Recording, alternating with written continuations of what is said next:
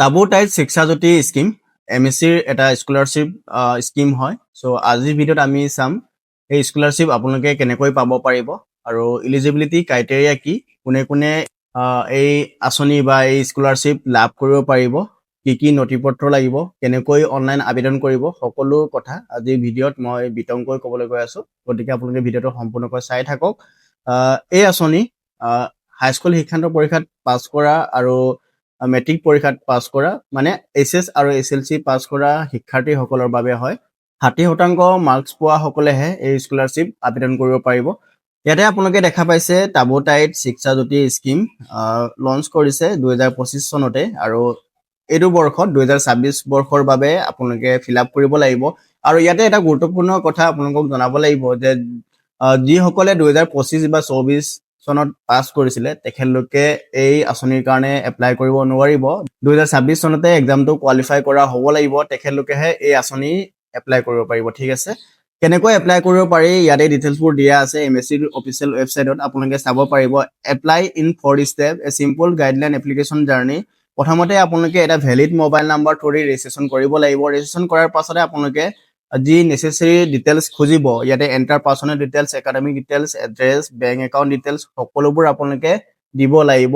3 নম্বৰত আপোনালোকে document upload কৰিব লাগিব। ডকুমেণ্টত আপোনালোকে দেখা পাইছে আধাৰ কাৰ্ড প্ৰয়োজন হ'ব, মাৰ্কশ্বিট, কাষ্ট চাৰ্টিফিকেট আৰু বেংক পাছবুক। কাষ্ট চাৰ্টিফিকেটটো নিশ্চয় প্ৰয়োজন হ'ব, কাৰণ এই কাষ্ট চাৰ্টিফিকেটৰ থ্ৰুদি তেখেতলোকে গম পাব যে এইজন কোনটো কাষ্টৰ পৰা বিলং কৰে।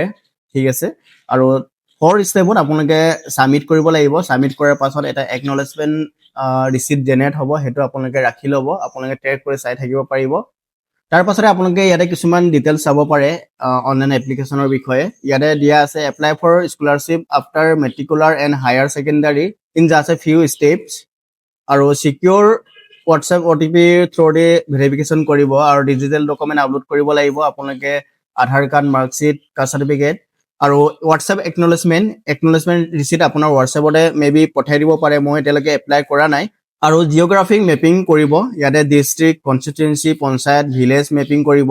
আপুনি ফেক ডিটেইলছ দিব নোৱাৰিব, আপোনাৰ এড্ৰেছ যিটো প্ৰপাৰ এড্ৰেছ হয় সেইটো আপোনালোকে দিব লাগিব। আৰু ৰিয়েল টাইম ট্ৰেকিং কৰিব। ইয়াতে কি মিনছ কৰে, আপুনি যোনটো এৰিয়াৰ হয় একচুৱেলি সেইটো জেগাৰ পৰা আপুনি আবেদন কৰিব লাগিব, তেতিয়া আপোনাৰ যি লোকেশ্যনটোৰ লগত মেচ কৰি চাব আপোনাৰ ডিটেইলছখিনি। ইয়াতে আপোনালোকে দেখা পাইছে ৰেজিষ্ট্ৰেশ্যন নাও অপেন ফৰ দি ইয়াৰ 2026। ইয়াতে scholarship portal for student of Mising autonomous council area. ইয়াতে আপোনালোকে দেখা পাইছে ষ্টাৰ্ট এপ্লিকেশ্যন, ইয়াতে ক্লিক কৰি আপোনালোকে এপ্লিকেশ্যনটো ষ্টাৰ্ট কৰিব পাৰিব। ইয়াতে আপোনালোকে দেখা পাইছে ক্ৰিয়েট ইয়ৰ একাউণ্ট, আপোনাৰ মোবাইল নাম্বাৰ প্ৰয়োজন হ'ব। এই স্কিমৰ এপ্লাইঙৰ প্ৰচেছৰ ভিডিঅ' মই ছেপাৰেটকৈ আনিম, কাৰণ এইটো ভিডিঅ'ত খুবেই লং হৈ যাব দিবলৈ হ'লে। আৰু আজিৰ ভিডিঅ'ত মই আপোনালোকক জনালোঁ কেনেকৈ আপোনালোকে এপ্লাই কৰিব পাৰিব আৰু কি নথিপত্ৰ লাগিব আৰু কোন এলিজিবল হয়।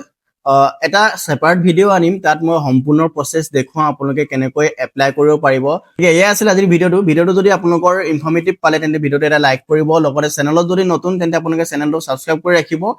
ভিডিঅ'টো শেষলৈ চোৱাৰ বাবে ধন্যবাদ। আমি অন্য এটা নতুন ভিডিঅ'তে লগ পাম, তেতিয়ালৈকে ধন্যবাদ। জয় আই অসম, মিচিং ৰেগাম ৰয়।